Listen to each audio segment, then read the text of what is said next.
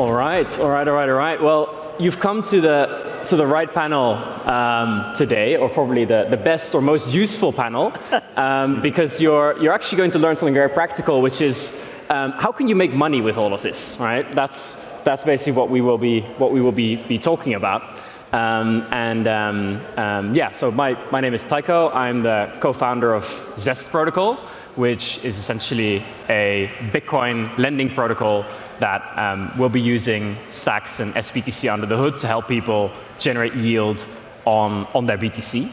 Now, I'm joined here by Ronak, who's building Wrap.com. Yes.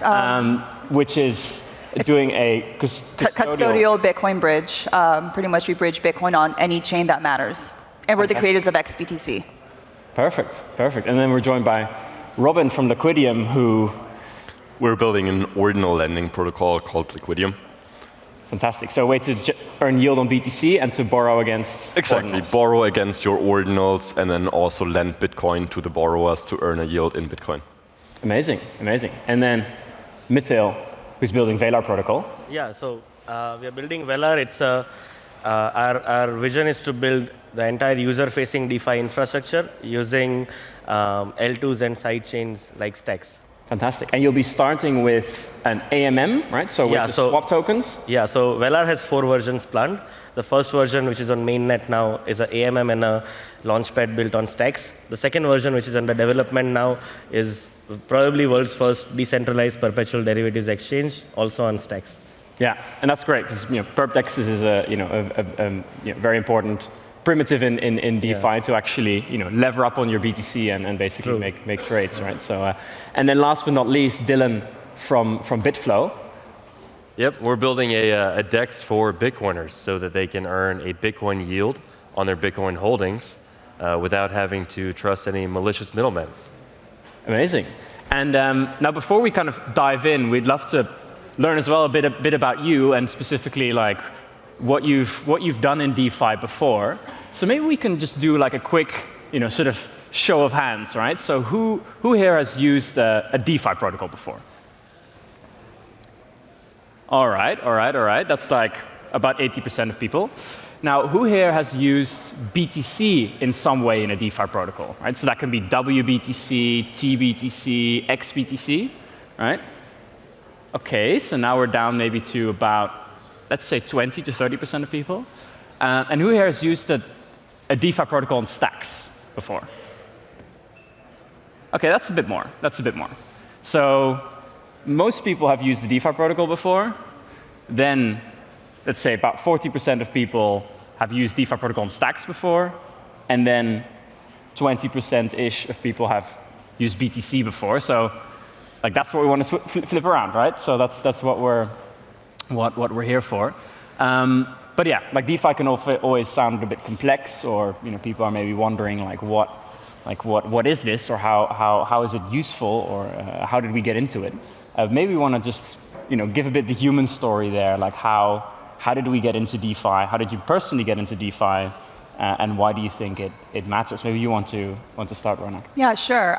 So I'm an engineer by training, and I worked in finance for 10 years at large institutions like Morgan Stanley, Deutsche Bank, and something that I realized as an engineer working in the financial ecosystem is like how sometimes slow processes were. So when I first read the Bitcoin white paper like over a decade ago, I realized like this is the future of finance. And I came across Wrapped like over a year ago. I was like, okay, this is a great way to bridge Bitcoin liquidity over to DeFi in a custodial manner for institutions, for folks that are looking for bridging this over like fast and also in a safer way. So that's pretty much my story. Yeah, I think it's also funny because to some extent you're the one person here has like actually a deep finance background out of everyone. So that's definitely a good point to note. But I guess going to the degens, maybe starting with Robin, like why DeFi and how did you get into all this stuff? Yeah, so for me, I think when I was 18, I kind of got into stocks and with this, I also like looked into crypto, and Bitcoin was fascinating me in the beginning, but then I noticed that like we don't have as many opportunities on Bitcoin, at least at that point. So I looked into other ecosystems like Ethereum, and then played around with some DeFi strategies, because it was kind of playing around with it, trying to kind of make a quick buck, and seeing like what the possibilities are.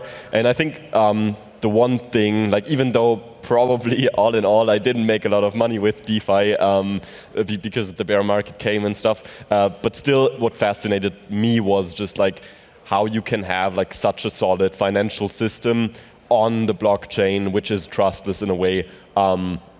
And yeah, you don't have to have these like centralized structures around this. So this is why I kind of stuck with DeFi. Cool. And you actually started building on stacks, right? And now you sort of moved back to the sort of the mother layer, right? To move back to building on yeah, Bitcoin exactly. Exactly. Yeah. Like stacks was the first time where I saw like, okay, Bitcoin actually has possibilities with like layer 2 solutions or side chains. So it was interesting to build on. And then I guess Bitcoin is always like what it comes back to. As I said, this is how I got adopted to crypto, and then also I think where the like fundamental value is in crypto. So seeing that we can sort of build on Bitcoin now is really, really fascinating to me. No, great stuff. Now we should dive more into that in a second as well. But I think, Michiel, you have a bit of a, I guess, a similar story, but maybe more from sort of institutional background. But curious to hear from you how you sort of personally got into DeFi and started building Velar protocol. Yeah, sure. So for me, it goes back to 2017 when I just started in crypto, and when I started learning about Bitcoin. I understood the fundamental reason why crypto or Bitcoin or proof of work on which Bitcoin is based was designed inherently was as a fallback option to build a completely decentralized, open for all, non-custodial financial infrastructure in case the centralized systems or semi-centralized systems in financial infrastructure, they fail. So that idea resonated with me quite a bit, and that's how I got into Bitcoin. But Bitcoin is just one form of decentralized money. But what about the money markets on top of them? So that's when I got into DeFi, and just the sheer idea and the scale, if there exists a completely open for all decentralized financial infrastructure, and especially in today's time when, if you see in past few years, the trust towards centralized systems have been reducing, and people want to like move towards a more trust minimized financial systems. And in this time, DeFi is not just the right ethical way to run a financial infrastructure, but also is a huge business opportunity, where it's less than 0.1% of the entire financial system out there. But even I'm not saying we are competing with the centralized systems or semi-centralized systems, but just having the freedom of choice and giving it to users and let them decide if they want to use a centralized system or a decentralized system. That idea resonated with me quite a bit, and being a kind of a rebel myself in my university and school days, there's literally nothing else I would see myself doing. Yeah. And you ran a Bitcoin-denominated fund before, right? And were through that kind of looking for something that you're now ending up building. Actually, yeah, it's one of the top reasons that I started building Velar. And I'll tell you, like, I'm building Velar as a user. I'm the first user of Velar, and we saw a lot of problems. I was running a crypto-focused derivatives trading desk before Velar. It was called TerraSearch Capital. It was a crypto-focused hedge fund. And when we started out that hedge fund in 2019, the crypto market was, like very low. Bitcoin was like 4, 5, 6K in US dollars in price. So ICOs were dying down, and we were just a bunch of young guys trading crypto. So a lot of people wouldn't believe or trust or put money with us, so we had to bring a USP. And the USP we brought was we used to trade on something called coin margin perps, and FTX was coming up at that time, so we used to trade using multi-asset collateral. So we used to cater to people, institutions, or family offices who are already holding Bitcoin, but that Bitcoin is sitting dormant. And they want to earn yield on top of that Bitcoin in terms of Bitcoin. So these people are already Bitcoin believers. They have bought Bitcoin for next 5 to 10 years. So, so they don't care about the price fluctuations in Bitcoin in short term, but they want to earn more Bitcoin on top of it. So we used to literally trade on Bitcoin, on using Bitcoin as collateral, and earn yield in Bitcoin for our LPs, limited partners in the fund. And that was our USP, which helped us grow quite a bit in a short period of time. But what happened in 2022 was that we used to trade on centralized exchanges, of course, because decentralized perpetual exchanges didn't come up, and it didn't have that much volume to cater to like institutional money, right? So in 2022, when we saw custodial solutions like BlockFi or centralized exchanges like FTX go down, the trust between custodians and institutions was going down. So again, there was a dire need for going back to the same point that, why crypto was born. Crypto was born as a fallback option in case centralized or custodial solutions like this fail. And when I saw the infrastructure, it didn't exist. So I think it is a natural progression for Bitcoin also to have a native decentralized financial infrastructure like a perpetual derivatives exchange on top of it, which we are building right now. Because if you see, like perps even today account for more than 70% of entire crypto volume, and that's where the price discovery happens. So, so having that infrastructure on Bitcoin is, I think, a very natural progression for Bitcoin, and I don't know why it didn't happen for 14 years of its existence, but being able to build that is just a sheer once-in-a-lifetime opportunity is how I see it, and the risk-reward is just amazing, and that's why we're building it. No, that's a great story, building for yourself as a user. And I mean, Dylan, we've known each other for quite a long time, and seen all the different things you've tried building in the space. Yeah. But do you want to give a bit what's sort of your personal motivation and the history of Bitflow? I think Ronak is going to come back in a second. Sure. Let's so I got into Bitcoin in 2017. Like a lot of people, I just held it and didn't do anything with it. Sort of during that hype cycle. And then I didn't really rediscover it until 2020 when I was in grad school.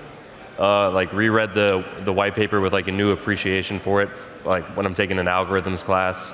And at the same time, there was like pretty unprecedented quantitative easing, right? Like I think it was 40% of dollars that were ever in circulation were printed in that year to deal with the craziness in the markets. And I just had this moment where I was like, with this new appreciation for Bitcoin, thinking, this is our best chance to have separation of money and state. And what do I want to do with what I've learned for my computer science degree? Like this is the area where I would like to apply that knowledge.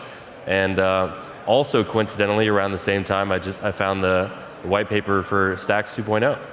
There we go, yeah. And it was like smart contracts for Bitcoin. It sounds great. What does that mean? Like, can we explore the constraints of that system? What can we build? And yeah, I think you saw there were people that were willing to put their Bitcoin at risk to earn a yield on it with some centralized solutions like Celsius or BlockFi, right? Yeah. And can we build that better? And of course, I think the answer is yes. Yeah. Fantastic. So people now know what we're building, right? They know why we're building it. But maybe now they should know, because there are potential users in the audience, or maybe already active users. Maybe we should just make it very simple for people, like how can people make money using our apps? Right? Maybe Dylan, you want to start. How can people make money on Bitflow? Yeah, sure. I think for your average user, it would be nice if it felt more like a savings account. If you bought Bitcoin, you use Bitflow, and you're earning a modest amount of yield on top of it. We're not going to offer anything crazy like 300% APY, but it's you're earning a sustainable Bitcoin yield, but it has to come from somewhere, right? So it's And where does it's the hard yield, it's hard money. Where does the yield that a user earn on Bitflow? Where does it come from? So it comes from the trading fees that are collected from the automated market maker, where you can swap between different flavors of Bitcoin on a layer 2, whether it's Ronak's XBTC from Wrapped, a custodial solution, or SBTC on Stacks, the non-custodial, more decentralized solution. I think people have different preferences, and that's okay, right? Yeah. We need to meet users where they are. There are some Bitcoiners that will just hold it and never put it to work, and that's fine. They're not as much fun, I think, as we are. But they add value to the network, right? For sure. Yeah. But yeah, it's good for people to have preferences, and when they swap between these assets, these fees are collected, and then they can claim that yield directly and proportionally based on how much they've put into the protocol. So you're running a marketplace where people can swap between different flavors of BTC, and people can put BTC on there, and in that way they can earn a bit more BTC. Yeah, and then there's some very interesting work with keepers. I see Philip in the audience, where I think we can leverage that technology to actually generate an auto-compounding Bitcoin yield. Interesting. Well, I guess more about that soon from Philip. But okay, so we have that. Then, Mithil, how can people make money on Velar? So a lot of things move together, right? I mean, we have to first. I think nobody makes money in this ecosystem until we hit a critical mass of developers and users both, which right now is completely missing in Bitcoin ecosystem. So what we should all do, I mean, it's not only for users, but there are some builders also in this, right? So to all the builders, what we should do right now as an ecosystem is to hit a critical mass of users and builders and developers first, and then think about anything else. Yeah, but if I am as a user, right? Yeah, I'm coming Velar, there. I come to the web app. Then how can I earn something? Yes, so that's what we are building. So the ecosystem we are building, and I'll continue to this. And your question to Dylan was that how do that yield come from? So if you see right now in centralized crypto markets, the majority of, because there are a lot of lenders, but what about borrowers? Who's borrowing that? Because borrowers will pay the yield to the lenders, right? So in centralized crypto markets, the majority of that yield comes from exchanges, funds of funds, institutions, and family offices borrowing that money for a short period of time to trade on leverage in perps, in options, in different derivatives markets. That's where majority of the yield comes from. So the ecosystem we are building, where of course it's a long-term vision, but what with Velar we want to build is that people would be able to use their native Bitcoin as collateral and then trade perps or different derivatives products. So when they are using that native Bitcoin as collateral, and if they're trading leverage, then they need to borrow that extra Bitcoins from the market, and that's where the yield comes from. So it's not just for so we building perps might not directly give yield to our users, but it might give yield to his users or your users. So it's more about understanding the flow of money, and that we all are working together, and the yield will come from use cases like perps, like what you guys are building together, but when we hit a critical mass, and very simplified, right? So perps are I go to your app, I put some BTC as collateral, and then I can bet that another token goes up or down, and that's how I would make money, right? Yeah. So basically, you can use one asset as collateral, and we will have contracts. The contracts can be like these are perpetual contracts, can be of any token. So which are the prices of which are fetched by oracles. So when you put as collateral, but if you want to trade 5x leverage, if you put like one Bitcoin as collateral, which is for example $25,000, but if you want to trade 5x leverage, you need another $125,000. And when you borrow it for a percentage. Yeah. So that's the percentage that you pay in fees to borrow that money, is the yield that goes to lenders or to people who are lending. Yeah. Got it. So there's a bit more of an active strategy there. Now, Robin, how can we make money on Liquidium? Yeah, so we are not in this traditional fungible token market. We are more in the non-fungible token market, I would say, with ordinals. So there are actually two ways. So we have borrowers and lenders, and borrowers means they can, like everybody who has an ordinal, and we see a bunch here in the room. So if you have an ordinal, you can just use this as collateral, and you can borrow Bitcoin against it. The usual term is 14 days, so you can just like borrow some liquid BTC on layer 1 Bitcoin against your ordinal. Use this Bitcoin for whatever you want. Like you can swap it to USD, you can wrap it to stacks or whatever. And do whatever you want with it. You can do some like degen strategy or whatever to generate yield with it. We don't care as long as you repay the loan. And then we also have lenders, and lenders are the ones providing the Bitcoin liquidity to the borrowers. So everything is a peer-to-peer loan on our platform. And for example, let's say if you have an ordinal, you can say, hey, I have this ordinal and I want to borrow 1 Bitcoin against it. And I'm, for example, a lender and I have some Bitcoin in my wallet and I can say, hey, cool, I'm going to give you this 1 Bitcoin and you will pay interest to me. And if you don't repay the loan, I will get your ordinal. And if you do repay the loan, then I'm good. I generated some interest. So this is kind of what the lenders are doing, and they are definitely incentivized by the interest that they are generating, and also, in fact, by the defaults. So if a borrower doesn't repay, sometimes they get the ordinal for like half of the price, which is really cool for a lot of people, and like we see a lot of strategies evolving around that. Right. Interesting. So if anyone here has invested their life savings in ordinals or is planning to, then Robin is your guy. Exactly. So if you want to degen into some more mints and you don't have any liquid Bitcoin anymore, just use your ordinals and buy more ordinals. There we go. There we go. That's not financial advice, everybody, but still very cool. Now, Ronak, with you we can mint XBTC. Yes. It's a bit different, right? You can't. It's not directly people making money with Wrap.com, but what can people do with XBTC? Yes. So Wrap.com, I mean, we're an institutional platform, right? We partner with a bank, with a regulated custodian on the back end, and we onboard businesses. And when we onboard businesses have to go through a KYC process. So it's a little bit different from like the onboarding with like the other platforms that we talked about. But at the end of the day, the businesses that use our platform, they're using our platform to bridge over Bitcoin liquidity over let's say, to the Stacks network, right? And maybe their users are using XBTC to maybe arbitrage, and they're traders, and that's how they make money.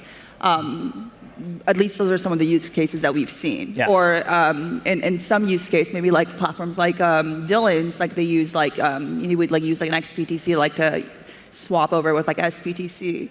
Got it. And give basically users a different flavor and optionality on how to like off ramp over to Bitcoin. Yeah. So you're then way more of an infrastructure provider. You can Yes. help people get something with which they can Yes. then make money independently. Yes. There we go. There we go. Okay, right. Fantastic. Fantastic. Fantastic. Now, I think we're all here. We're at Bitcoin Unleashed. I think a big topic of the conference is also the Stacks Nakamoto upgrade and SBTC and all the sort of exciting stuff that comes with that. Maybe want to shed some color as well, like what SBTC can and will mean for all of our apps, and maybe briefly, Dylan, you want to start? What does SBTC mean for BitFlow? I think it means number go up, but no, I think it's good for the end user to have like more of a native Bitcoin experience, right? If you want to show up to our app and trade your Bitcoin for a stable coin, or if you want to show up with any flavor of Bitcoin that you have, it could be XBTC, SBTC, native Bitcoin, and you want to put it to work, you can do that. It could be our BTC. We built the first bridge between rootstock and Stacks as well, bringing like the Bitcoin layer 2s together. But SBTC and the fast transaction times with the Nakamoto upgrade, I think are going to be huge for the user experience. I love that we use Bitcoin as this ultimate settlement layer. But the biggest complaint that we have from our users right now is slow transaction times compared to Ethereum using WBTC. So if we can get a solution that settles on Bitcoin with Bitcoin security, I think that's huge. Yeah, oh, fantastic. I mean, I've used Bitflow mainnet, and yeah, it's like Stacks mainnet, right? It takes a bit of time, so Yeah. that will be fixed. So, Mithil, do you want to give a quick rundown? SBTC, what does it mean for Sure. Bitcoin? So again, I would be the first user of SBTC, not just, and that's why we're building Velar, even for my fund. So what happened was, like I said, in 2022, when the trust towards custodial solutions were fading off, then we still would have to trade to make yield. So we started looking into decentralized infrastructure, and we found WBTC on Ethereum. But we had a strict mandate in our fund and complete 100% vote against it to convert any existing BTC into WBTC for its nature. And that's when something like a solution like SBTC comes in place, where it's based on a side chain or L2 like Stacks, which borrows security from Bitcoin. So one of the main reasons that if you are holding Bitcoin, you don't want to give, you want to be in the same ecosystem. You want to be in the same native Bitcoin ecosystem and not move your Bitcoin out of that ecosystem, whether it be centralized systems or custodial solutions or semi-centralized non-custodial solutions like Ethereum. So just the fact that SBTC is based on Stacks I think will give a lot more trust to native Bitcoin holders to probably bridge their Bitcoin onto Stacks and still be able to use it on a derivatives or in Bitcoin DeFi in a trust minimized way, without actually completely trusting a custodial solution or converting it to some completely different token. Yeah. So I think that's a huge opportunity, and I would be the first user of SBTC even before I am a builder. Fantastic. So very excited for that. So core infrastructure twice. Now, I mean, Robin, you're building on Bitcoin L1, so do you see a path for SBTC to be useful for Liquidium, and if so, in what way? Maybe in 30 seconds. Yeah, that's a good question. So yes, we're fully on layer 1 Bitcoin right now, but you can see that the network is kind of congesting the more it gets used. And I mean, we built a really complex financial infrastructure on Bitcoin, and we can just see the more adoption there is, the higher the fees get, the more congested the chain is. And then I think eventually side chains and layer 2 solutions will be great. And we could see if there is a really seamless integration between Bitcoin and Stacks with SBTC, we could totally see ourselves building on Stacks as well. Same thing for S ordinals, for example. Yeah. If we can wrap ordinals to Stacks. Yeah, no, it makes sense, because if someone gets liquidated, you would want to maybe do that quick, right? And if exactly. you wait for Bitcoin block, that could be. And then also we don't want to have ridiculous fees, because let's say you have just a low value ordinal, you still want to generate interest, and if it gets eaten up by Bitcoin fees, that's bad. Yeah. So that's the classic L1 or L1 L2 thesis there. And then, last but not least, Ronak, XBTC, SBTC, how will they exist together? I mean, for us, as our customers that are using SBTC also want to have XBTC because they want to keep that peg. So again, give their end users the optionality to off-ramp if they're KYC'd via XBTC. So I think they pair well together. Fantastic. And there is no one, they both work in the ecosystem. Fantastic. Great. Well, time is up. Maybe we want to just give a 1 second. Where can people find you, and how can they learn more about your projects? Just one word. Dylan. Bitflow.finance. Velar.co, but we are everywhere on Telegram, Discord, and Twitter. Yeah. Liquidium.fi. Wrapped.com. And zestprotocol.com or at zestprotocol on Twitter. And with that, thanks very much, and thank you very much for being here. Thanks, Tucker. Great.